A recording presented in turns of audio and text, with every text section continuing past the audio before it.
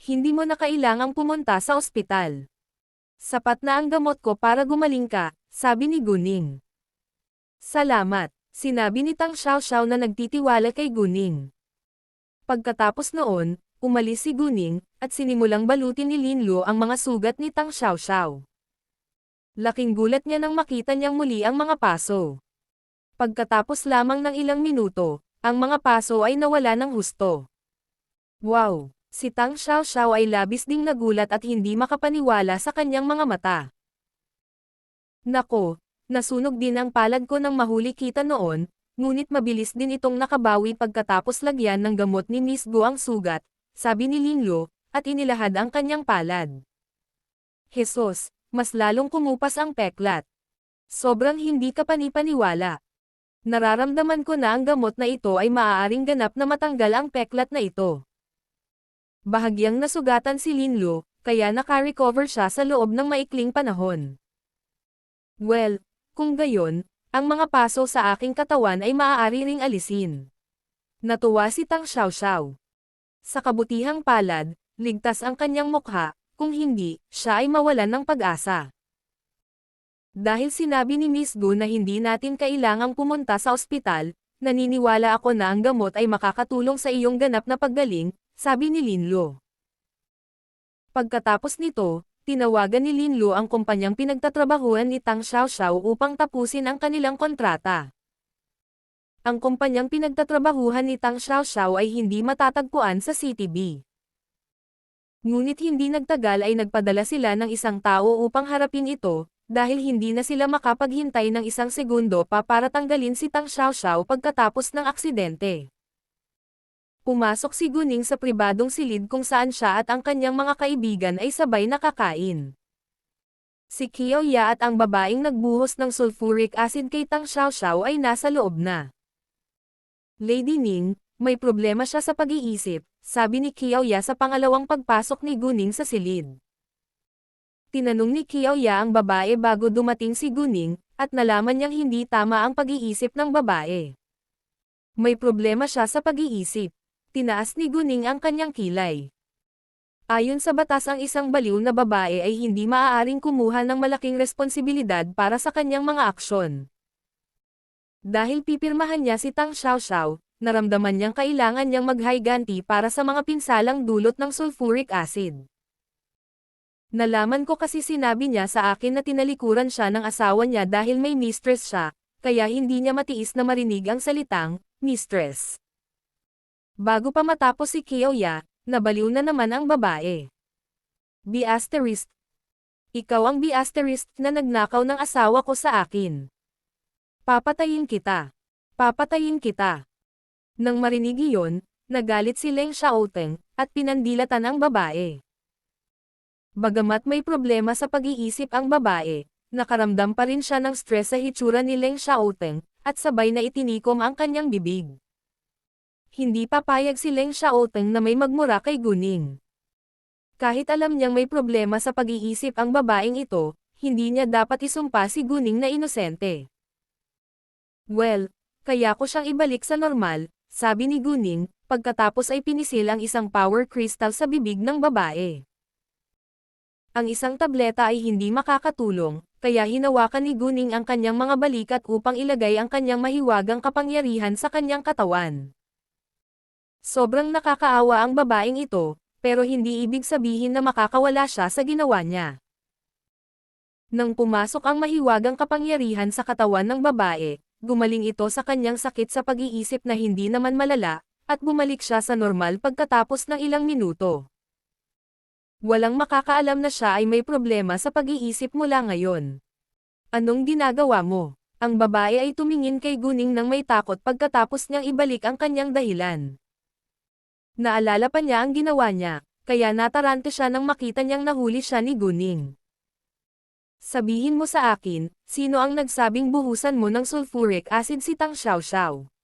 Diretso ang tingin ni Guning sa kanya. Kailangang masangkot si Lord Sen o Fan Sichuan sa aksidenteng ito. Kung may alam ang babae, itatala ito ni Guning bilang ebidensya. Wala akong ideya. Hindi ko alam ang sinasabi mo. Umiling-iling tuloy ang babae. Siya ay nagsasabi ng totoo, dahil siya ay nalinlang sa pagbuhos ng sulfuric acid kay Tang Xiaoxiao ng isang lalaki. Nagsinungaling sa kanya ang lalaki at sinabing nahanap niya ang ginang na nanganak sa kanyang asawa, kaya nagalit ito at nagdala ng bote ng sulfuric acid para saktan si Tang Xiaoxiao. Gayunpaman, hindi niya talaga alam kung sino siya. Paano kanya nahanap? Tanong ni Guning. Nasa psychiatric hospital ako bandang alas 11 ng umaga ngayon, at bigla akong hinanap ng isang lalaki at sinabi sa akin na natagpuan niya ang may bahay na nanganak sa akin ng asawa ko. Naiinis ako, tapos niloko niya ako na buhusan ng sulfuric acid yung babae, sabi ng babae. Oh, ang plaka ng kanyang sasakyan ay XXXXX. Dalhin siya sa istasyon ng pulis, sabi ni Guning kay Kiaoya. Oo naman, sabi ni Kiaoya, at nahuli ang babae. Ang unang pag-post ng kabanatang ito ay naganap sa pamamagitan ng Nuvalban. Please, pabayaan mo na ako. Hindi ko alam kung ano ang ginagawa ko noon. Umiiyak ang babae at nagmamakaawa kay Guning. Si Guning, gayunpaman, ay hindi nagpakita ng simpatiya sa kanya at hinayaan si Kiaoya na ilabas siya. Pagkatapos, tinawagan muli ni Guning si Kay, at sinabihan siyang ihak ang mga surveillance camera ng psychiatric hospital, at imbestigahan ang isang kotse na may plakang XXXXX. Nang may lagay na ang mga pinggan sa mesa, bumalik na rin si Kiaoya. Hindi naman kalayuan ang istasyon ng pulis, kaya hindi nagtagal para gawin ni Kiaoya ang kanyang trabaho. Bagamat walang simpatiya si Guning sa babae, ang babae ay hindi mapaparusahan ng husto dahil maayos na si Tang Xiaoxiao ngayon sa tulong ng kanyang gamot. Kasabay nito, muling nag-viral ang chismis tungkol kay Tang Xiaoxiao. Ang iskandalo tungkol sa relasyon ni Tang Xiaoxiao at Lord Sen ay nakakuha na ng maraming atensyon, kaya maraming tao ang naniniwala na ito ay totoo. Gayunpaman, may mga larawan lamang na magkasama silang kumakain, ngunit walang ebidensya na nagpapakita na sila ay nanatili sa parehong hotel. Tungkol naman sa chismis na ninakaw ni Tang Xiaoxiao ang papel ni Fan Sichuan, nanatiling tahimik ang opisyal na Weibo account ng palabas sa TV. Ang mga tagahanga ni Fan Sichuan ay pawang nagtatalo at pinapuna si Tang Xiaoxiao, habang ang mga tagahanga ni Tang Xiaoxiao at maraming gumagamit ng internet ay hindi naniniwala dito. Bilang karagdagan, si Fan Sichuan ay mas mababa kaysa kay Tang Xiaoxiao sa maraming paraan, kaya maraming tao ang nag-isip na si Tang Xiaoxiao ay mas may kakayahan kaysa kay Fan Sichuan sa paglalaro ng papel. Mayroong ilang bilang ng mga tao na nag-aalinlangan din tungkol dito. Tulad ng para sa opisyal na Weibo account ng palabas, hindi ito naglabas ng anumang anunsyo upang makakuha ng higit na atensyon. Hanggat parami ng parami ang mga tao na nagbigay pansin sa mga balita, ang palabas ay mas malamang na maging sikat. Dahil sa katanyagan ngayon ni Tang Xiaoxiao, ang balita ay naging isa sa pinakamainit na paksa sa social media sa loob ng maikling panahon. Ang pinakahuling balita tungkol dito ay ang paliwanag ng direktor. Sinabi ng direktor na inirekomenda ni Lord Sen si Tang Xiaoxiao pagkatapos niyang piliin si Fan Sichuan, kaya kailangan niyang baguhin ang kanyang desisyon. Bagamat hindi sinabi ng direktor kung si Tang Xiaoxiao ang ibang babae sa pamilya ni Lord Sen. Pinatunayan ng kanyang paliwanag na may espesyal na relasyon si Lord Sen kay Tang Xiaoxiao sa ilang lawak. Pinapuna rin si Sen Yanheng na maraming gumagamit ng internet ngayon, ngunit alam ng lahat na ang mayayamang lalaki ay laging may isa o dalawa na babae. Ang mga lalaki ay madaling mapatawad kahit na niloko nila ang kanilang mga kapareha, habang ang mga babae ay nasa kabaligtaran na sitwasyon. Kilalang-kilala siya ng asawa ni Sen Yanheng, at mukhang nagkakaisa sila sa panlabas ngunit nahati sa puso. Hindi man lang sila nagsama, kaya hindi naapektuhan ang kanyang asawa sa iskandalo na ito. Ano? Si Tang Xiaoxiao ay isang B***. Paano niya magagawa iyon kay Sichuan? Mayroon akong malalim na simpatiya para kay Sichuan ngayon. Magpakatatag ka, Sichuan. Sinusuportahan ka namin. Ngayon alam ko na kung bakit napakabilis naging sikat si Tang Xiaoxiao. Mukhang puro dalaga, pero cell*T pala. Hindi na ako fan niya. Pagkatapos, nawalan ng maraming tagasunod si Tang Xiaoxiao sa Weibo. Nakakatawa, mas sikat at maganda si Xiaoxiao kaysa kay Fan Zixuan. Obvious naman na mas magandang choice siya para sa leading role sa palasyo. Sa tingin ko, may sexual na relasyon ang direktor kay Fan Zixuan, kaya ipinagtatanggol niya ito. Sumasang-ayon ako. Inirerekomenda lang ni Lord Sen si Tang Xiaoxiao, na hindi nagpapatunay na may espesyal na relasyon sa pagitan nila. Siya ay isang negosyante kung tutuusin, at si Tang Xiaoxiao ay maaaring kumita ng mas maraming pera para sa kanya. A-list actress na si Xiaoxiao ngayon. Hindi na niya kailangang makipagkompetensya kay Fan Zixuan sa ganoong paraan. Hindi ako fan ng alinman sa kanila. Ngunit iniisip ko rin na si Tang Xiaoxiao ay mas maganda at angkop para sa papel kaysa kay Fan Zixuan. Ang unang pag-post ng kabanatang ito ay naganap sa pamamagitan ng N0V3L, B11N. Patuloy na nakikipag-ugnayan si Fan Zixuan sa balita tungkol sa iskandalo sa internet, at nagalit siya nang mabasa niya ang mga komento sa itaas. Kinasusuklaman niya ito nang sabihin ng iba na mas mababa siya kay Tang Xiaoxiao. Ginawa niya ang lahat upang malampasan si Tang Xiaoxiao. Gayunpaman, napakaraming tao pa rin ang naniniwala na si Tang Xiaoxiao ay mas mahusay kaysa sa kanya. Kung tutusin ay may magandang reputasyon si Tang Xiaoxiao, at mahirap para sa kanila na sirain ang kanyang karera sa pamamagitan lamang ng isang dirty trick. Si Fan Zixuan ay mayroong suporta ni Lord Sen, kaya maaari niyang palitan si Tang Xiaoxiao balang araw, ngunit hindi ngayon. Gumamit si Fan Zixuan ng Weibo account na walang nakakaalam sa kanya, at nag-iwan ng komento. Itigil ang pagtatanggol kay Tang Xiaoxiao. Kung walang espesyal na relasyon sa pagitan ni Lord Sen at Tang Xiaoxiao, bakit nananatiling tahimik si Lord Sen? Tama, baka may gusto silang itago. Walang pag-aalinlangan na sinuportahan siya ng mga tagahanga ni Fan Zixuan, habang ang mga tagahanga ni Tang Xiaoxiao ay sabay na nagtanggol kay Tang Xiaoxiao. Ang karamihan sa mga tagahanga ni Tang Xiaoxiao ay handang ipagtanggol siya, at kakaunti lamang ng kanyang mga tagahanga ang nadismaya sa kanya. Maraming gumagamit ng internet din ang mga manunood na nagtitipon sa internet kapag may chismis. May isang ideya na bumungad sa akin. Posible kayang si Fan Zixuan ang may relasyon kay Lord Sen. Maaaring ito ang kanyang pakana laban kay Tang Xiaoxiao. Nabalitaan ko na magkaklase sila sa unibersidad at dati ay sobrang close nila. Ngunit nagselo si Fan Zixuan kay Tang Xiaoxiao nang makatanggap si Tang Xiaoxiao ng maraming alok at tinapos ang kanilang relasyon. Nang mabasa ang komentong iyon, natarante si Fan Zixuan. Naisip niya na maaaring ito ang lihim na Weibo account ni Tang Xiaoxiao. Si Fan Zixuan ay may lihim na Weibo account para atakehin si Tang Xiaoxiao sa internet, kaya maaaring gawin din ni Tang Xiaoxiao ang parehong bagay. Gayunpaman, si Fan Zixuan ay hindi natakot dito, dahil nasa kanya na ang suporta ni Lord Sen. Naniniwala siya na malapit nang iwanan si Tang Xiaoxiao ng kumpanyang pinagtatrabahuan niya dahil sa impluwensya ni Lord Sen. Ang mga koneksyon ni Tang Xiaoxiao ay halos hindi maihahambing kay Lord Sen, kaya naglakas loob si Fan Zixuan na tawagan si Tang Xiaoxiao at sinabi sa kanya na ito ang kanyang ideya. May ibang bagay si Fan Zixuan, kaya ibinaba niya ang kanyang telepono. Wow! Ito ay isang matapang na ideya, ngunit sa tingin ko ito ay posible. Maraming tao ang sumang-ayon sa ideya na si Fan Zixuan ang may relasyon kay Lord Sen, at ito ay isang pakana laban kay Tang Xiaoxiao. Gayunpaman, nang walang matibay na patunay, walang nakakaalam kung alin ang katotohanan.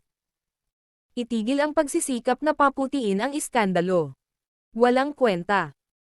Hey, may nakakita ba sa balita kung saan binuhusan ng sulfuric acid si Tang Xiaoxiao ng isang babae sa labas ng Huangdeng Hotel at iniligtas siya ni Goddess Gu? Natuwa ang mga tao nang makita ang komentong iyon. Talaga. Ipadala sa akin ang link please. Ako rin salamat. Dumagsa ang mga internet users para magbasa ng balita. May isang video na naka-attach sa balita, kung saan si Tang Xiaoxiao ay napasigaw sa sakit matapos siyang ibuhos ng sulfuric acid ng isang babae. Nang makita ang eksena, natakot ang lahat. Sa sumunod na segundo, nagpakita si Guning at iniligtas si Tang Xiaoxiao. Nang yakapin ni Guning si Tang Xiaoxiao, maraming babae ang naakit sa kanyang matapang na kilos. Wow! Ang galing ni Goddess Gu. Madali niyang binuhat si Tang Xiaoxiao sa kanyang mga bisig. Jesus! Nakakatakot! Iniisip ko kung ang sulfuric acid ay ibinuhos sa kanyang mukha. Well, nakikiramay ako kay Tang Xiaoxiao ngayon. Ako rin. Sa tingin ko si Goddess Gu ay isang mahusay na batang babae na may malakas na pakiramdam ng pagiging patas. Imposibleng magligtas siya ng isang may bahay. Ang katotohanan na si Tang Xiaoxiao ang ibang babae sa pamilya ni Lord Sen ay maaaring pekeng balita. I doubt that. Sa palagay ko ay hindi kahanga-hanga si Guning gaya ng iniisip mo. Kapag naipadala na ang negatibong komentong ito sa Guning, agad na inatake ng mga tagahanga ni Guning ang gumagamit ng internet. How dare you say that about Goddess Gu? Sabihin mo sa akin kung sino ka, at aalamin ko ang higit pang mga detalye tungkol sa iyo. Padalhan kita ng kutsilyo. Nasaksihan ang impluwensya ni Guning, ang gumagamit ng internet ay hindi nang ahas na magpadala muli ng anumang komento tungkol sa kanya. Upang maging patas. Inaamin ko na si Guning ay isang natatanging babae na may malakas na pakiramdam ng pagiging patas. Ngunit hindi ito nangangahulugan na si Tang Xiaoxiao ay isa ring mabuting babae dahil lamang sa iniligtas siya ni Guning. Ang dalawang bagay ay hindi konektado sa lahat. Sumasang-ayon ako. Sa huli, naging emergency. May pakiramdam ako na si Tang Xiaoxiao ay magtatrabaho para kay Goddess Gu pagkatapos siyang tulungan ni Goddess Gu, tulad ng nangyari kina Sutong Noo at Xia Yichu. Oh, tama, ngunit sa palagay ko ay kailangang maging inosente muna si Tang Xiaoxiao sa gulo na ito. Well, sana makilala ko si Goddess Gu at matulungan niya ako sa mahirap kong buhay. Haha, sa panaginip mo. Dahil sa impluwensya ni Guning, mas kaunting mga gumagamit ng internet ang umatake kay Tang Xiaoxiao ngayon, ngunit marami pa ring mga tao ang patuloy na bumabatikos sa kanya. Sa simula, galit sina Tang Xiaoxiao at Lin Lu sa mga agresibong komentong iyon sa internet, ngunit nagtiwala sila kay Guning at naniniwalang kakayanin niya ito ng maayos. Nalaman ni Kay ang maraming detalyadong impormasyon tungkol kay Sen Yanheng at Fan Zixuan. Pagkatapos ay tiningnan niya ang kanilang mga talaan ng tawag upang makita kung patuloy silang nakikipag-ugnayan sa isa't isa. Hindi pinanatili ni Sen Yanheng at Fan Zixuan ang pagiging kumpidensyal sa kanilang relasyon, kaya nakipag-ugnayan sila sa isa't isa gamit ang kanilang mga tunay na numero ng telepono. Kaya naman hindi naging mahirap para kay Kay na maghanap ng ebidensya. Pagkatapos nito, sinuri niya ang mga surveillance camera sa paligid ng mga lugar na kanilang tinutuluyan at nakilala. Ang lugar kung saan sila madalas magkita ay isa sa mga villa ni Sen Yanheng sa isang suburb. Tulad ng ipinapakita ng mga surveillance camera sa labas ng villa, madalas dumating ang kotse ni Fan Zixuan sa gabi, at si Sen Yanheng ay nasa villa tuwing siya ay nagpapakita. Nagkataon namang may nakatutok na surveillance camera sa labas ng master bedroom sa ikalawang palapag. Dahil doon, madaling nakuha ni Kay ang kanilang sex tape. Bagamat medyo malayo ang surveillance camera at hindi malinaw ang kanilang mga mukha sa video, nahuli na sila ng mga surveillance camera sa pintuan ng villa. Mahirap para sa kanila na tanggihan ito ng malantad ang sex tape at ang kanilang mga mukha. Malalaman ng mga taong hindi tanga kung sino ang totoong ibang babae sa pamilya ni Sen Yanheng. Ang layunin ni Guning ay linisin ang pangalan ni Tang Xiaoxiao, at hayaan si Fan Zixuan kasama si Sen Yanheng na magbayad para sa kanilang ginawa. Wala siyang intensyon na saktan ang mga pamilyang Tang, kaya sapat na ang ebidensya. Nalaman din ni Kay na ang lalaking nanloko sa baliw na babae para buhusan ng sulfuric acid si Tang Xiaoxiao ay kaibigan ni Fan Zixuan. At marami na siyang ginawang dirty tricks para kay Fan Zixuan noon. Nagplano si Fan Zixuan laban sa maraming iba pang artista para sa mga tungkulin. Gayunpaman, ang ginawa ni Fan Zixuan noon ay walang kinalaman sa nangyayari ngayon, kaya hindi ito pinansin ni Guning. Umalis si Guning at ang iba pa sa bahay ng pamilyang Tang. Tanging sina Tang Haifeng, Jiang Lehua at Guman ang nasa bahay, habang ang iba ay lumabas para magtrabaho. Nang magpakita sina Guning at Leng Xiaoteng, napansin at binati nila muli si Leng Xiaoteng bago si Guning. Sa totoo lang, hindi nila sinasadyang baliwalain si Guning, ngunit si Leng Xiaoteng ang panauhin. Ningning, may nakita akong beauty salon na kamay beauty salon sa Fengshan Shopping Mall kahapon noong namimili ako sa tita mo. Ginagamit din nila si Kuzi. Konektado ba ito sa iyo? Tanong ni Guman.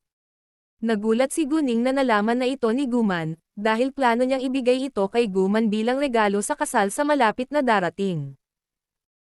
Gayunpaman, masyadong sikat ang kamay beauty salon para ilihim ngayon, at mas sikat pa si Kuzi. Well, pagmamay-ari ko ito, pero balak kong ibigay sa iyo bilang regalo sa kasal. Nagulat ako na hanap mo na ito, sabi ni Guning. Alam nila na si Guning ang nagtatag ng Kuzi at si Guman ay nagmamay-ari ng isang beauty salon na pinangalan ng Kamay Beauty Salon. Kaya na-curious sila nang makakita sila ng isa pang Kamay Beauty Salon sa Fengshan Shopping Mall. Sa pagsang-ayon na sagot ni Guning, hindi sila masyadong nagulat. Gayunpaman, naantig silang lahat matapos marinig ang plano ni Guning, at halos umiyak si Guman. Alam nila na umaasa si Guning na maaaring magkaroon si Guman ng kanyang sariling karera at kakayahang umasa sa kanyang sarili. Bagamat walang sasabihin ang pamilya Tang kahit na walang karera si Guman at may maraming libreng oras bilang isang napakayaman na marangal na ginang. Nag-aalala rin sila na malapit nang magsawa si Guman. Ningning, si Kuzi ay naging napakapopular sa loob ng maikling panahon pagkatapos mong itatag ito. Napakaganda nito. Ipinagmamalaki ni Jiang Lehua si Guning. Inirerekomenda din niya ang tatak sa kanyang mga kaibigan, at lahat ng kanyang mga kaibigan ay tagahanga nito ngayon. Ang Enyo Euro LB1N ang unang plataporma na naglalahad ng kabanatang ito. Hindi sinabi ni Jiang Lehua sa kanila na si Guning ang nagtatag ng Kuzi, dahil walang intensyon si Guning na isapubliko ito ngayon. Well, umaasa ako na si Kuzi ay maaaring maging mas sikat at kumikita, nakangiting sabi ni Guning. Nagtipon sila upang mag-chat at mag-enjoy sa tsaa sa isang nakaka-relax na kapaligiran sa sala. Bandang alas 4 ng hapon, natanggap ni Guning ang tawag ni Linlo. Sinabi sa kanya ni Linlo na tinapos na ni Tang Xiaoxiao ang kontrata sa kumpanyang pinagtatrabahuan niya. Pagkaraan ng ilang sandali, iniulat ni Kay kay Guning ang resulta ng kanyang pagsisiyasat. Sinabi ni Guning kay Kay ang kanyang plano, at ginawa ito ni Kay para sa kanya. Sa internet, ang balita tungkol kay Tang Xiaoxiao ay isa pa rin sa pinakamainit na paksa, at ang mga tagahanga ni Fan Sichuan ay pinapuna siya gaya ng dati. Maraming mga gumagamit ng internet ang piniling maghintay para sa opisyal na paliwanag. Mga alas 5 ng hapon, isang sikat na entertainment influencer ang nagpost ng mahabang artikulo na may maraming larawan para linisin ang pangalan ni Tang Xiaoxiao. Pangunahing ipinaliwanag nito ang sama ng loob sa pagitan ni Tang Xiaoxiao at Fan Sichuan kasama ang katotohanan na si Fan Sichuan ang tunay na may bahay ni Sen Yanheng. Ang mga larawang iyon ay pawang mga screenshot ng mga surveillance video na may malinaw na petsa sa bawat isa sa kanila. Tatlo ang mga larawan ni Fan Sichuan at Sen Yanheng na magkasamang naglalakad papasok sa bahay. Ang mga petsa ay halos isang taon, kalahating taon, at ilang araw na ang nakalipas. Ang ika-4, ika-5, at ika-6 na larawan ay kuha noong si Fan Sichuan ay nakipagtalik kay Sen Yanheng. Kahit malabo ang kanilang mga mukha, ang babae at ang lalaki ay kamukha ni Fan Sichuan at Sen Yanheng. Ang ika-7 at ika-8 larawan ay ipinakita kay Fan Sichuan na nakikipag-usap sa lalaking nanlinlang sa baliw na sa pagbubuhos ng sulfuric acid kay Tang Xiaoxiao. Ang ika-9 na larawan ay nagpakita ng lalaki kasama ang baliw na babae. Ang katotohanan ay hindi maaaring maging mas malinaw ngayon. Sa sandaling lumabas ang post, nagdulot ito ng magandang sensasyon sa Weibo. OMG, ito ay isang pakana laban kay Tang Xiaoxiao. Si Fan Sichuan ang may bahay ni Sen Yanheng. Nagulat ako. Isa siyang B***. How dare she set up Xiao Xiao ng ganoon? Siya na ngayon ay sumire sa kanyang sariling reputasyon at karera. Nararapat lamang sa kanya. Sa tingin ko dapat tayong humingi ng tawad kay Tang Xiaoxiao. Maraming tao na pamuna kay Tang Xiaoxiao kanina ngayon ay humingi ng tawad sa kanya. Hindi nakakagulat na si Fan Zixuan ay nakakuha ng napakaraming sabigan sa taong ito.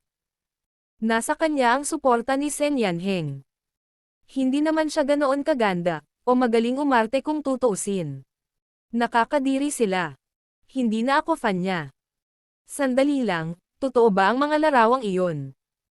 Hindi ako naniniwala na gagawin iyon ni Zixuan.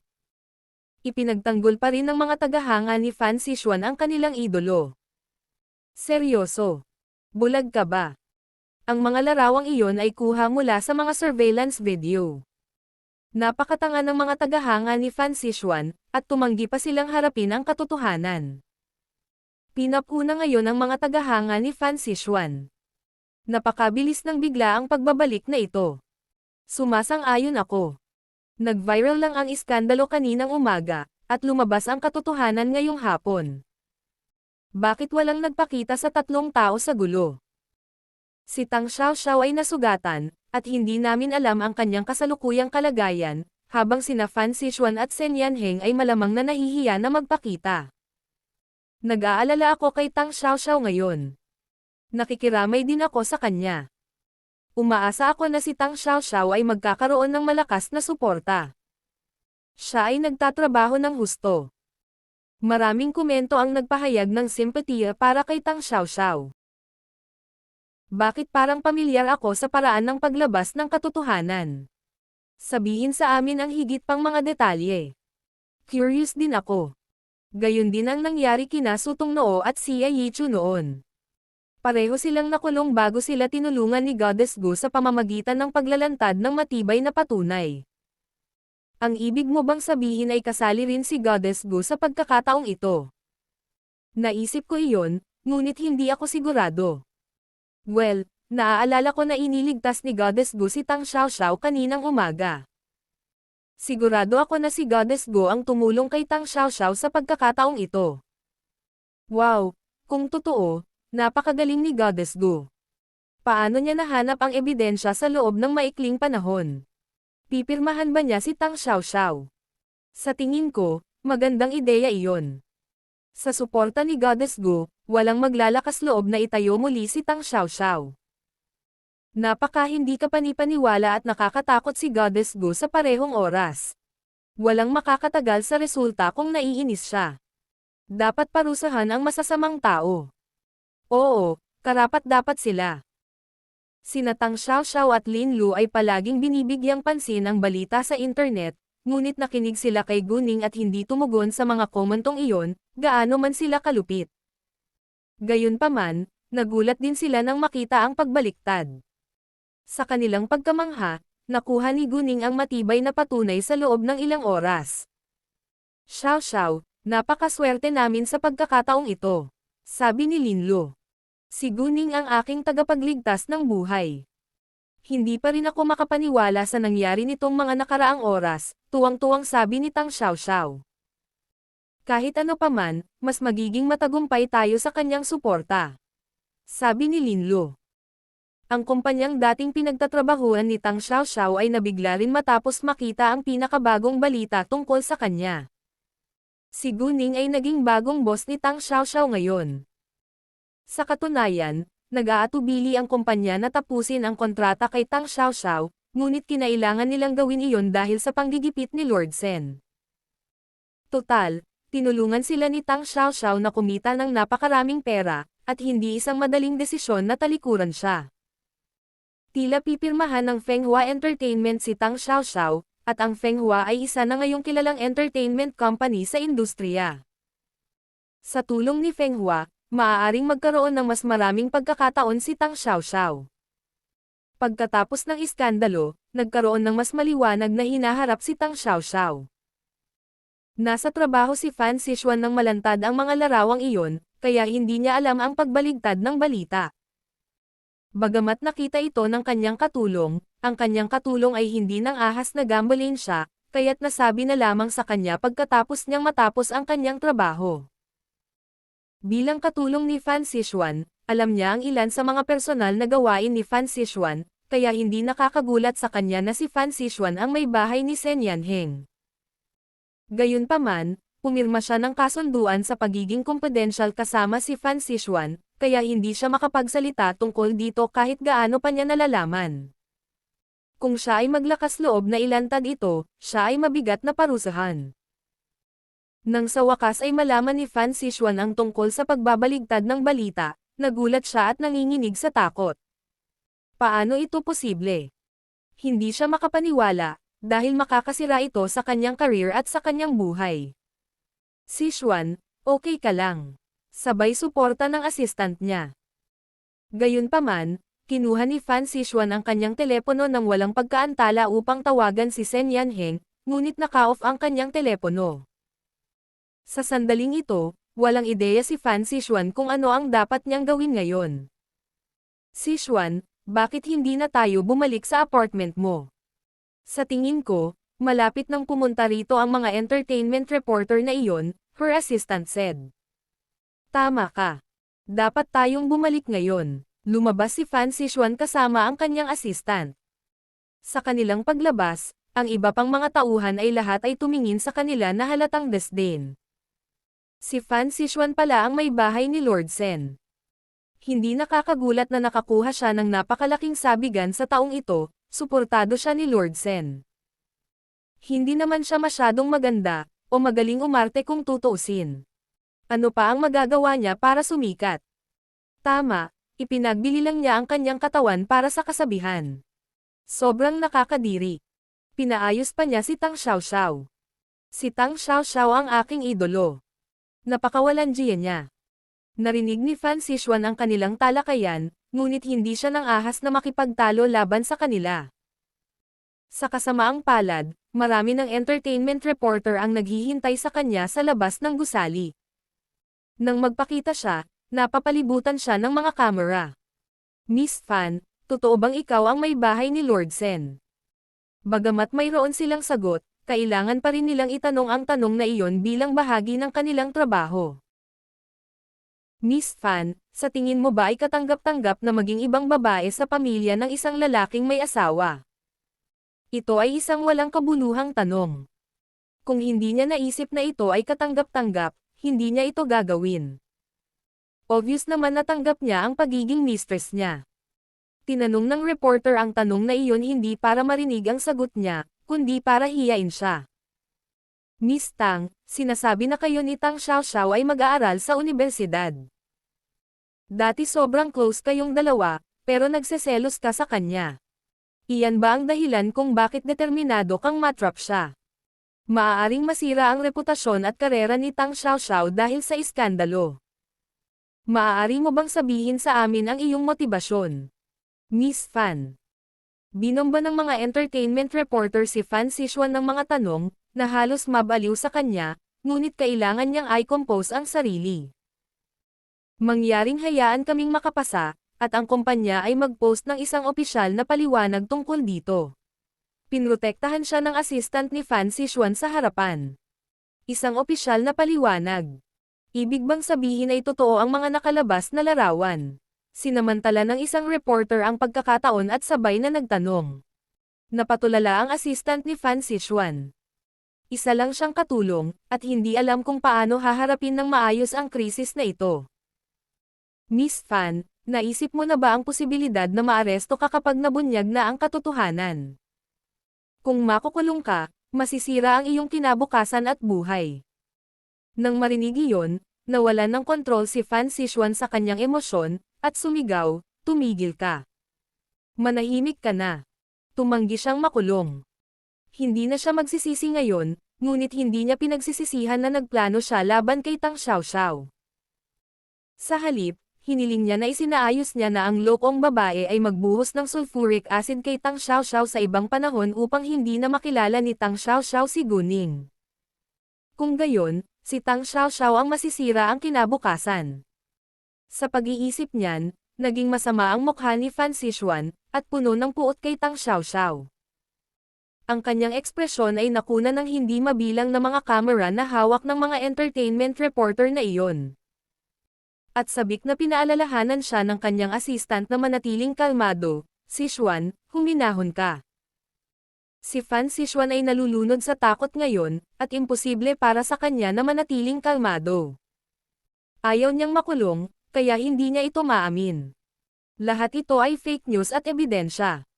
Isa itong bitag na ginawa ni Tang Xiaoxiao laban sa akin. Siya ang gumawa ng lahat, hindi ako.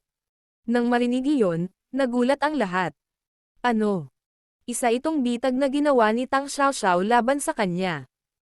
Halatang hindi sila naniniwala, dahil ang matibay na patunay ng relasyon ni Fan Sichuan kay Sen Yanheng ay nasa internet na ngayon. Sichuan. Nagulat din ang assistant ni Fan Sichuan sa kanyang reaksyon. Mas mabuti para kay Fan Sichuan na manatiling tahimik ngayon. Miss Fan, maaari mo bang sabihin sa amin kung bakit gustong sabihin ni Tang Xiaoxiao? Tanong ng isang reporter. Dahil alam ng lahat na ninakaw niya ang papel ko. Sabi ni Fan Sichuan sa malakas na boses. Aba, ikaw pala ang may bahay ni Lord Sen. Bakit ibibigay ni Lord Sen ang iyong tungkulin kay Tang Xiaoxiao? Kahit paano tinanong ng mga reporter na iyon si Fan Sichuan ng mga detalye, patuloy itong itinatanggi ni Fan Sichuan. Naniniwala siya na magiging ligtas siya sa paggawa nito. Gayunpaman, ito ay walang silbi. Sa sandaling ito, dumating ang mga pulis, at ang mga reporter na iyon ay tumigil sa pagtatanong sa kanya. Dapat ay dumating ang pulis para kay Fan Sichuan. Parehong natakot at natarante si Fan Sichuan at ang kanyang assistant. Walang kamalay-malay na tumalikod si Fan Sichuan na sinusubukang tumakas, ngunit dalawang pulis na babae ang hamarang sa kanya. Miss Fan, inakusahan ka na nagdulot ng matinding pinsala sa katawan ng may layunin. Pumunta sa istasyon ng pulisya sa amin para sa investigasyon. Hindi ko ginawa. Hindi ako pupunta. Nagpumigla si Fan Sichuan, ngunit pinilit siya ng dalawang babaeng pulis na umalis kasama nila. Sa sandaling ilantad ang mga mapagmahal na larawang iyon, si Sen Yanheng ay nagalit, naiinis at nabigla. Sa kanyang pagtataka, maaaring malaman ng isang tao ang tungkol sa relasyon nila ni Fan Sichuan sa pamamagitan ng mga surveillance camera na iyon. Sa kasong iyon, maaaring malaman din ng tao ang iba pa niyang maruming sikreto. Bukod dito, galit na siya sa camera ay nakatutok mismo sa kanyang kwarto, at nagpapadala ng ilang mga tao upang parusahan ang pamamahala ng ari-arian ng walang pagkaantala. Napakaswerte ni Tang Xiaoxiao na nakilala niya si Guning sa tamang panahon. Alam ni Sen Yanheng ang relasyon ni Guning sa pamilya Tang. Hinangaan din niya ang magagandang tagumpay nito sa murang edad.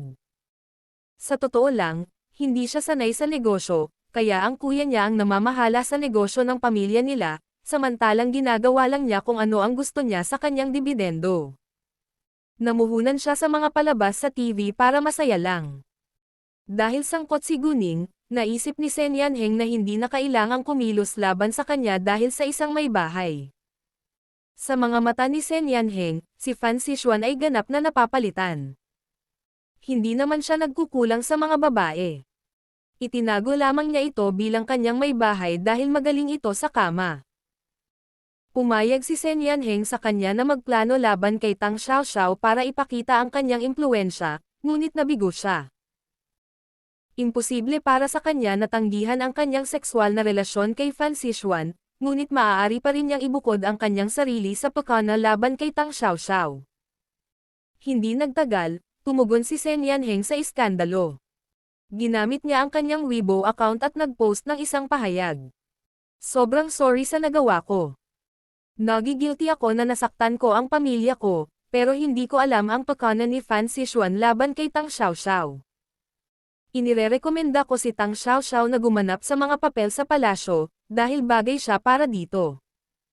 Inirekomenda ko lang siya, ngunit hindi sinabi na ang papel ay dapat na sa kanya. Nanalo siya ng pagkakataong mag-isa. Inisip ng direktor ng palasyo na si Fan Sichuan ay isa ring magandang pagpipilian para sa nangungunang papel. Ngunit pinili pa rin niya si Tang Xiaoxiao pagkatapos ng audition, kaya si Fan Zixuan ang naging pansuportang papel sa palabas.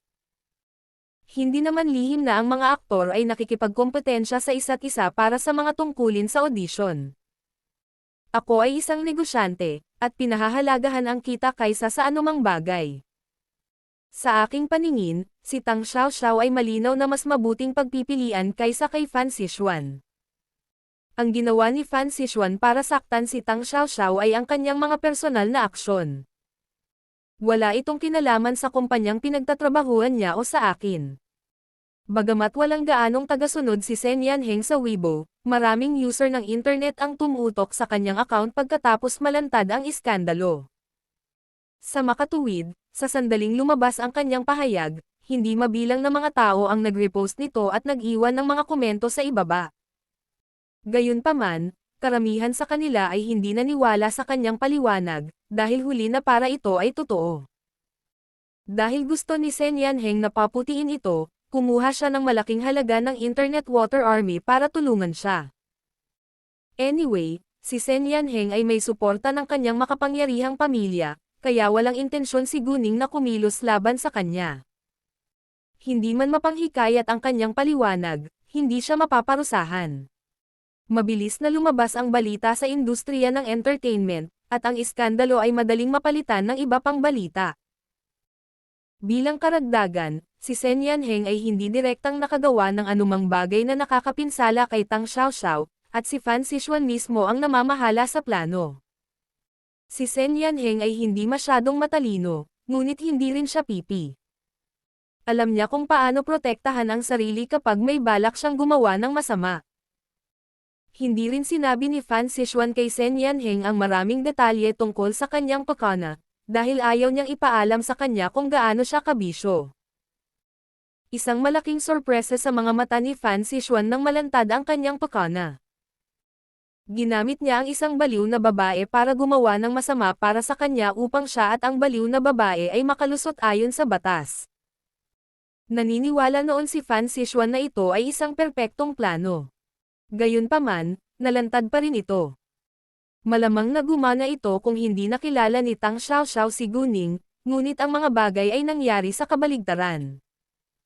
Si Sen Yanheng ay namangha sa ginawa ni Fan Zixuan sa kanyang likuran. Alam niya na si Fan Zixuan ay hindi isang mabait na babae, ngunit hindi niya inaasahan na magiging ganito kasama ito. Kung ganoon, imposibleng ipagtanggol siya ni Sen Yanheng. Hindi na siya makapaghintay na tapusin ang kanilang relasyon ngayon. Dahil sa pahayag ni Sen Yanheng, ang direktor ng palasyo ay nagpost din ng isang artikulo upang linisin ang pangalan ni Tang Xiaoxiao. Medyo iba sa pinost niya dati pero acceptable naman. May mga pagdududa pa rin ang ilang mga gumagamit ng internet, ngunit nakalimutan ito ng karamihan dahil nalinas na ang pangalan ni Tang Xiaoxiao. Sa simula, tumanggi si Fan Zixuan na aminin ang kanyang ginawa nang siya ay dinala sa istasyon ng pulisya, ngunit umamin siya sa kanyang krimen sa huli. Isang pulis ang patuloy na pinupuri si Tang Xiaoxiao sa harap ni Fan Zixuan, at hindi nagtagal ay nagalit si Fan Zixuan at sinabi ang lahat. Ang lalaking tumulong kay Fan Zixuan sa kanyang pakana ay tumakbo kaagad pagkatapos itong malantad. Ang kumpanyang pinagtrabahuan ni Fan Zixuan ay hindi nag-abala na humanap ng abogadong tutulong sa kanya, ngunit tumawag lang sa istasyon ng pulisya para sa pagtatanghal ng resulta. Dahil sa matibay na patunay, si Fan Zixuan ay malamang na masentensyahan ng mga taon sa bilangguan. Ang pag-uugali ni Fan Zixuan ay nakaapekto rin sa reputasyon ng kumpanya ng kanyang pinagtatrabahuan, kaya siya ay inabandona sa loob ng maikling panahon. Sa ngayon, nakadepende ito sa mga pinsala ni Tang Xiaoxiao para hatulan si Fan Zixuan. Kung si Tang Xiaoxiao ay malubhang nasugatan, si Fan Zixuan ay mapaparusahan ng husto. Kung hindi, mapaparusahan siya ng mahina. Nakipag-ugnayan ang pulisya kay Lin Lu na nagsasabing kailangan nilang suriin ang mga sugat ni Tang Xiaoxiao. Hindi makagawa ng desisyon si Lin Lu, kaya sinabi niya sa pulis na tatawagan niya sila pabalik sa loob ng ilang minuto. Pagkatapos nito, tinawagan ni Lin Lu si Guning para sa kanyang opinyon. Kailangang suriin ang mga pinsala, kaya pumayag si Guning. Bagamat ang mga paso sa katawan ni Tang Xiaoxiao ay higit na mabuti pagkatapos ng paggamot ni Guning, si Fan Zixuan ay masentensyahan pa rin ng hindi bababa sa 2 taon na pagkakulong. Si Fan Zixuan ay paparusahan ayon sa batas, kaya hindi nakialam si Guning dito. Kung sakaling hindi sineseryoso ng pulisya si Tang Xiaoxiao, sinabihan ni Guning si Quan Mingkai na suportahan si Tang Xiaoxiao. Ipinaalam din ng istasyon ng pulisya ang mga magulang ni Fan Zixuan, ngunit walang pakialam ang kanyang mga magulang sa kanyang kalagayan. Sa halip, nag-aalala sila sa kanilang sariling kinabukasan at sa kanilang mga anak. Napag-alaman na si Fan Zixuan lamang ang kumikita sa kanyang pamilya, at ang kanyang mga magulang ay may kagustuhan sa anak na lalaki. Nagreklamo pa ang kanyang mga magulang sa pulis sa telepono. Ang pulis na tumawag sa mga magulang ni Fan Zixuan ay hindi alam kung ano ang sasabihin at nakaramdam ng simpatiya kay Fan Zixuan. Sasama ka ba o hindi? Nawalan ng pasensya ang pulis. Siyempre gagawin namin, sabi ng ina ni Fan Zixuan. Bumisita sila kay Fan Zixuan para sa kanilang ikabubuti. Bagamat nagbigay si Fan Zixuan ng maraming pera sa kanila, alam nila na marami pa siyang ipon. Dahil ikukulong siya, naisip nila na may karapatan silang gamitin ang kanyang ipon. Bukod dito, si Fan Zixuan ay nagmamay-ari din ng isang bahay sa CTB. At ang kanyang nakababatang kapatid na lalaki ay ikakasal, kaya ang kanyang mga magulang ay nagplano na hayaan siyang ilipat ang bahay sa pangalan ng kanyang nakababatang kapatid. Walang hiya talaga ang mga magulang ni Fan Zixuan. Noong nakaraan, ang pamilya ni Fan Zixuan ay namuhay ng isang ordinaryong buhay sa isang maliit na bayan, ngunit nagbago ang lahat nang siya ay sumikat. Ginamit ng pamilya niya ang pera niya para makabili ng malalaking bahay at mag-agarang sasakyan. Ang alam lang nila ay sayangin ang kanyang pera, at wala ni isa sa kanila ang may trabaho. Halos ibigay ni Fan Zixuan ang kalahati ng kanyang kita sa kanyang pamilya bawat taon, kung sakaling magtalo ang kanyang pamilya laban sa kanya at masira ang kanyang reputasyon. Ilang pulis at policewomen kasama ang isang doktor ang pumunta sa Huangdeng Hotel upang suriin ang mga pinsala ni Tang Xiaoxiao. Naroon din ang general manager ng hotel. Nang sinusuri ng mga babaeng pulis at ng doktor ang mga sugat ni Tang Xiaoxiao, naghintay ang mga pulis at ang manager sa bulwagan. Tinanong ng doktor si Tang Xiaoxiao kung bakit hindi siya pumunta sa ospital matapos siyang masugatan. Sumagot si Tang Xiaoxiao na malaki ang naitulong ni Guning sa kanya at mas mabuti na siya ngayon. Nagulat ang mga babaeng pulis at ang doktor nang makita nila ang mga sugat ni Tang Xiaoxiao. Ang mga paso na iyon ay gumaling ng husto. Iniisip ng doktor noon na si Tang Xiaoxiao ay mangangailangan ng skin transplant pagkatapos mapanood ang video sa internet. Ngunit ngayon, kahit na medyo nakakatakot ang mga sugat ni Tang Xiaoxiao, mabilis silang gumaling. Na-curious ang mga babaeng pulis at ang doktor. Tinanong nila si Tang Xiaoxiao kung paano ginamo ni Guning ang kanyang mga sugat. Sinabi sa kanila ni Tang Xiaoxiao na nilagyan ni Guning ng gamot ang kanyang mga sugat, ngunit hindi niya alam kung ano iyon. Dahil hindi alam ni Tang Xiaoxiao, hindi na nagtanong pa ang mga babaeng pulis at ang doktor. Alam nila na hindi simple si Guning. Bagamat hindi pa lumabas ang huling resulta, nalinas na ang pangalan ni Tang Xiaoxiao, kaya inanyayahan siya ng mga tripulante ng palasyo na sumama sa kanila. Gayunpaman, tinanggihan sila ni Linlo. Ang mga tripulante ng palasyo ay kumampi kay Fan Zixuan noon, kaya imposible para kay Tang Xiaoxiao na makipagtulungan muli sa kanila. Sa makatuwid, hiniling ni Linlo na tapusin ang kanilang kasunduan. Alam din ng crew ng palasyo na nagkamali sila ng desisyon kaya tinanggap nila ito. Bagamat ang partido ni Tang Xiaoxiao ang nagmungkahi na tapusin ang kasunduan. Ito ay kasalanan ng mga tripulante ng palasyo, kaya hindi na kailangang bayaran ni Tang Xiaoxiao ang naliquidate na mga pinsala. Ang buong kaganapan ay nangyari at natapos ng napakabilis sa mga mata ng mga nanonood. Ang iskandalo ay nalantad noong nakaraang hapon, at ang pagbabaligtad ng balita ay lumabas ngayong tanghali, habang ang problema ay nalutas ngayong gabi. Ito ang unang pangkalahatang krisis sa kasaysayan na napagtagumpayan sa loob ng maikling panahon. Sa totoo lang, Hindi masyadong nagulat ang mga tao sa resulta, dahil kasali rin dito si Guning. Sa mata ng maraming tao, walang bagay na hindi magawa ni Guning. 8 PM na nang maalis ang gulo. Kumain sina Guning at Leng Xiaoteng sa bahay ng pamilya Tang bago sila sabay na umalis mamaya. Sina Gao Yi at Qiao Ya ay nagtungo sa kanilang sariling mga bagay, habang sina Guning at Leng Xiaoteng ay namamasyal. Isa lang ang sasakyan nila, kaya sinabihan ni Guning si Gao Yi na ihatid sila sa Fengshan Shopping Mall.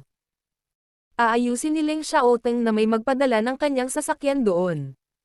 Nagplano si Guning na bumili ng ilang damit para kay Leng Xiaoteng. Bumili siya ng mga damit ni Leng Xiaoteng noong nakaraang taglamig, ngunit ngayon ay nasa ibang season na sila. At nasiyahan si Guning sa pamimili ng damit para sa kanyang kasintahan. Si Leng Xiaoteng ay isang matiyagang kasintahan, kaya handa rin siyang mamili kasama si Guning. Walang gaanong lalaki na handang mamili sa kanilang mga kasintahan. Natuwa si Leng Xiaoteng nang iminungkahi ni Guning na bumili ng bagong damit para sa kanya. Hindi siya nagkukulang ng damit, ngunit hindi niya tatanggihan ang kabaitan ni Guning. Nang magpakita ng magandang Guning at Leng Xiaoteng, nakakuha sila ng maraming atensyon mula sa mga tao sa kanilang paligid. Wow, sana magkaroon ako ng ganito kagwapong boyfriend. Ako rin. I bet mayaman din siya. Well, I guess you must be a rich and beautiful girl first if you want to have such a outstanding boyfriend. Sa tingin mo ba hindi pamilyar ang babae? Nakilala mo na ba siya dati? Malamang. Hindi maalala ng babae ang pangalan ni Guning, kaya hindi na siya nag-isip pa. Gayunpaman, nang makalayo na sina Guning at Leng Xiaoteng, bigla niyang napagtanto na si Guning ang sikat na Diyosanggo. Natuwa siya sabay. Sa kasamaang palad, wala na si Guning. Kung maaari siyang kumuha ng ilang mga larawan kasama si Guning, ang kanyang mga kaibigan ay magiging sobrang inggit sa kanya. Sa tingin ko may mga taong maniniwala na ikaw ay isang manliligaw na itinatago ko muli kung nakita nila akong bumili ng mamahaling damit para sa iyo, biro ni Guning. Haha, handa akong maging manliligaw mo, nakangiting sabi ni Leng Xiaoteng. Natuwa si Guning. Pagkatapos noon, pumasok sila sa isang sikat na tindahan ng mga damit na panlalaki. Nang makita ng isang tindera si Leng Xiaoteng, natigilan siya sa pambihirang hitsura nito. Hay, maligayang pagdating sa aming tindahan. Mangyaring tumingin sa paligid hanggat gusto mo, at maaari mong subukan ang anumang damit na gusto mo. Salamat, sabi ni Guning, pagkatapos ay naglakad-lakad kasunod ni Leng Xiaoteng. Lahat ng babae sa shop ay naaakit kay Leng Xiaoteng, ngunit hindi nasisiyahan ang kanilang mga kasamang lalaki. Tigilan mo na ang pagtingin sa binata. Hindi mo ba ako nakikita sa tabi mo? Gusto mo ba siyang matulog? Bigla na lang bumulaga ng isang lalaki ang kanyang kasintahan. Napakasungit ng lalaki at marahas ang kanyang mga kritisismo. Nakaramdam ng hinanakit ang kanyang kasintahan. Binigyan ko lang siya ng tingin. Kailangan bang maging napakasama mo? Masama ba ako? Nagawa mo na dati, galit na sabi ng lalaki. Nang marinig iyon, wala na ring simpatiya ang mga tao sa shop sa babae. Kung totoo ito, tiyak na niloko ng babae ang kanyang nobyo. Normal para sa isang babae na magkaroon ng maraming ex bago siya magpakasal, ngunit hindi katanggap-tanggap kung ipinagkanulo niya ang kanyang kapareha. Gayunpaman, hindi nahiya ang babae, ngunit nagalit din. Wala kang karapatang sumbatan ako. Alam mo namang natulog ka sa best friend ko. Kung hindi mo ginawa iyon, hindi kita niloko. Ikaw, ang lalaki ay natigilan, at ang mga tao sa tindahan ay nagsimulang tumingin sa kanya ng may paghamak. Siya ay dapat na isang kaayla hilakbot na tao, na natulog sa matalik na kaibigan ng kanyang kasintahan. Sa pagkakataong iyon, naiintindihan naman ang ugali ng babae. Gayunpaman, ang lalaki at babae ay magkaparehong uri ng mga tao, at hindi sila karapat-dapat sa simpatiya ng iba. Nakaramdam din ng hiya ang mag-asawa matapos silang magtalo sa publiko, at hindi nagtagal ay umalis na rin sila. Si Guning at Leng Xiaoteng ay hindi naapektuhan ng drama, at nagpatuloy sila sa pamimili. Hindi gaanong pinansin ni Leng Xiaoteng ang kanyang estilo, at gusto niyang magsuot ng anumang damit na binili ni Guning para sa kanya. Nang tumingin-tingin si Guning sa paligid, masayang ngumiti siya, na muling nakakuha ng atensyon ng lahat ng babae sa paligid niya. Maging seryoso. Lahat sila ay nakatingin sa iyo, sabi ni Guning. Nang marinig iyon, agad na nagseryoso si Leng Xiaoteng, ngunit siya ay masyadong kaakit-akit para hindi papansinin. Nag-resign si Guning, at walang sinabi. Direkta siyang bumili ng coat pagkatapos niyang pumasok sa susunod na tindahan. Ang isang Amerikana ay hindi sapat pagkatapos ng lahat, kaya nagpatuloy siya sa pamimili. Sa loob ng ilang minuto, pumili siya ng 3 piraso ng pang-itaas na damit kasama ang 3 pares ng pantalon. Sa tingin ko ay sapat na iyon, sabi ni Leng Xiaoteng. Bagamat nasiyahan siya sa pakiramdam ng pamimili ni Guning para sa kanya, hindi na kailangang bumili ng masyadong maraming damit. Sige, huminto si Guning, at nagpunta para bayaran ang bill sa counter. Tumingin ang cashier kay Leng Xiaoteng at sinabing, 156,800 yuan lahat. Mayroon ka bang VIP card ng Fengshan Shopping Mall? Kung mayroon ka, maaari kang magkaroon ng 5% na diskwento. Ang dahilan kung bakit tinanong ng cashier si Leng Xiaoteng ay dahil naniniwala siya na ang mga lalaki ay palaging nagbabayad ng bill. Kaya naman, nagulat siya at nagpakita ng halatang paghamak sa kanyang mukha nang ilabas ni Guning ang kanyang card. Napagkamalan niya itong isang magandang lalaki na iniingatan bilang kasintahan ng isang mayamang babae. Kinasusuklaman niya ang mga nagbebenta ng kanilang katawan para sa pera. Malinaw na napansin ni Leng Xiaoteng at Guning ang pagbabago ng cashier. Nanatiling kalmado si Leng Xiaoteng, ngunit hindi nasisiyahan si Guning. Gayunpaman, dahil walang sinabi ang cashier, hindi makatalo si Guning laban sa kanya. Matapos mag-isip sandali, sinadya ni Guning na sabihin kay Leng Xiaoteng, "Mahal, kapag pupunta ako sa kabisera sa loob ng ilang araw, saan ako dapat manatili? Dapat ba akong manatili sa iyong Siheyuan o sa iyong bahay?" Sa tingin ko ang Siheyuan ay isang magandang pagpipilian, dahil gusto ko ang tanawin doon. Sobrang lapit nito sa Beihai Park, pero malapit din ang bahay mo sa Capital University. Nang marinig iyon, nagulat ang cashier. Ano? Isang Siheyuan sa kabisera. Isang bahay malapit sa Capital University. Gaano ba siya kayamanan? Ang isang bahay malapit sa Capital University ay matatagpuan sa downtown at halos 100 milyong yuan. Tulad ng para sa Siheyuan, ito ay maaaring hindi higit sa 100 milyong yuan ayon sa laki nito. Inakala ng cashier na si Leng Xiaoteng ay isang magandang batang lalaki, ngunit siya ay lubos na nagkamali. Dapat ay super rich siya. Sa isang iglap, namula ang cashier sa kahihiyan. Nalito si Leng Xiaoteng sa simula nang sabihin iyon ni Guning, ngunit hindi nagtagal ay napagtanto niya kung ano ang kanyang ginagawa. Hindi man niya naisip na big deal iyon, natouch siya nang ipagtanggol siya ni Guning. "Well, you can stay wherever you want. Kung ano ang akin ay sa iyo." Nainggit ang cashier sa narinig. Kailangang mahalin ng husto ng lalaki ang babaeng ito para maging handa itong ibigay sa kanya ang lahat ng mayroon siya. Nais niyang magkaroon siya ng isang napakayaman na kasintahan na minahal din siya ng husto. Pagkatapos ayusin ang account, umalis si Guning kasama si Leng Xiaoteng. Napansin ng isang tindera sa tindahan ang nahihiyang hitsura ng cashier, pagkatapos ay lumapit at nagbiro, "Ano ang nangyari?" "Nako, sobrang nahihiya ako," sabi ng cashier. "Noong dumating sila para magbayad ng bill nila noon pa lang, naisip ko na ang lalaki ay itinatago bilang manliligaw ng babae dahil kinuha ng babae ang kanyang card, ngunit ako ay lubos na mali. Super yaman pala ng lalaki. Siya ay may-ari ng isang Siheyuan at isang bahay sa kabisera." Nang marinig iyon, nagulat din ang tindera. "Well, I guess hindi mo na dapat husgahan ulit ang isang tao sa kanyang hitsura sa susunod." Normal lang sa mag-asawa na bumili ng gamit para sa isa't isa, sabi ng tindera. Nagtrabaho sila sa isang eksklusibong tindahan ng isang sikat na brand sa buong mundo, at ang kanilang mga customer ay mayaman o makapangyarihan. Hindi ko na uulitin, sabi ng cashier. It wasn't her fault actually, kasi madalas mangyari sa totoong buhay na ibebenta ng binata ang katawan niya sa isang mayamang babae para sa pera. Nang lumabas sina Guning at Leng Xiaoteng sa shop, sinabi ni Leng Xiaoteng, sa katunayan, wala akong pakialam doon. Ayaw niyang may na si Guning dito. Marahil hindi mo ito iniisip, ngunit ginagawa ko, sabi ni Guning.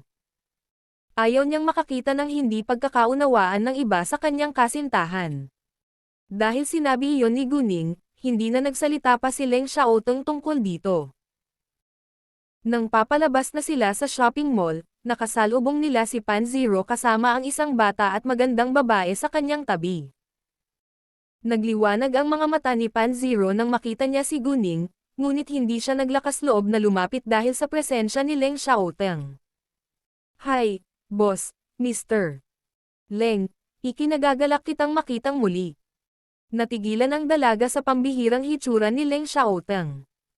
Gayunpaman, humanga lamang siya sa kanyang kaakit-akit na hitsura, at hindi nagpakita ng anumang paghanga o paninibugho. Gayunpaman, nang marinig niyang tinawag ni Panziro ang babae na kanyang amo, nagulat siya. Pagkatapos ay pinagmasdan niya si Guning. Hindi siya pinansin ni Guning, ngunit binati niya si Panziro. Hi, kanina pa. Kumusta ka kamakailan? Magaling ako, sabi ni Panziro. Oh boss, ipapakilala kita. Ito ang aking kasintahan, si Zhao Linya. Linya, ito ang amo ko, at ang tagapagligtas ng buhay ng aking kuya, si Guning, sabi ni Panziro sa kanyang kasintahan. Ikinagagalak kong makilala ka, magalang na binati ni Guning si Zhao Linya. Naramdaman niya na sineseryoso ni Panziro ang babaeng ito. Nagulat siya doon, dahil kilalang playboy si Panziro noon, pero ngayon ay mas naging mature na siya. Naunawaan ni Guning na ang pagbabago ni Panziro ay may kinalaman sa kanya. Sinabi sa kanya ni Panziro na kailangan niyang matuto mula sa kanya bilang kanyang kaibigan. Kapag determinado siyang magbago, ipaglalaban niya ang kanyang kinabukasan. Labis na nagulat si Zhao Linya pagkatapos ng pagpapakilala ni Panziro. Alam niya ang nangyari kay kuya ni Panziro. Walang nagsabi sa kanya ng maraming detalye tungkol sa aksidente, kaya naisip niya na malamang na isang bihasang doktor ang nagligtas sa buhay ng kanyang kuya. Natarante si Zhao Linya. Paano nagawa ng batang babaeng ito na nakatayo sa kanyang harapan? Mga ad ng pub future. Gayunpaman, hindi niya itinanong ang tanong na iyon kahit gaano siya ka-curious. Ikinagalak na makilala ka rin, Miss Gu. Ngumiti si Zhao Linya kay Guning. Pagkaraan ng ilang sandali ay naghiwalay sila. Inimbitahan ni Panziro sina Guning at Leng Xiaoteng na magtipon, ngunit tumanggi si Guning, at hindi siya nagpumilit. Tinanong ni Zhao Linya si Panziro nang makalayo na sina Guning at Leng Xiaoteng, bakit mo siya tinatawag na boss mo? Naisip ni Zhao Linya na hindi lang dahil iniligtas ni Guning ang buhay ng kanyang kuya. Sina Zhao Linya at Panziro ay mag-aaral sa universidad, ngunit bihira silang magsama-sama noon, dahil kilalang-kilala niya ang personalidad nito. Si Panziro ay isang tipikal na playboy noon, at imposibleng tawagin niyang amo ang isang babae. Hindi siya pumayag na maging kasintahan ni Panziro hanggat hindi ito nagkaroon ng malinaw na pagbabago. Ibang-iba na siya ngayon sa kung ano siya noon. Sa katunayan, hinangaan na ni Zhao Linya si Panziro noon, ngunit lumayo sa kanya, alam niyang playboy siya. Nang muli silang magkita kanina, si Zhao Linya ay umibig kay Panziro, at ipinagtapat ni Panziro ang kanyang pagmamahal sa kanya. Alam ni Zhao Linya na nagbago na si Panziro, kaya handa siyang tulungan itong gumaling sa darating. Pareho silang nagkaroon ng maraming ex, kaya walang pakialam sa kasaysayan ng isa't isa. Isang linggo na silang magkasama, at pinakitunguhan siya ni Panziro. Inaasahan nila ang kanilang kinabukasan. Talagang nagmamalasakit si Panzero kay Jolina, kaya handa rin siyang sabihin dito ang lahat tungkol sa kanya. Humanga si Jolina matapos marinig ang ginawa ni Gunning noon. Nagsilbing orihinal na host ang. Sinabi rin ni Panzero sa kanya ang maraming balita tungkol kay Gunning, dahil naging viral na ang mga iyon. Si Jolina ay naging pipi pagkatapos.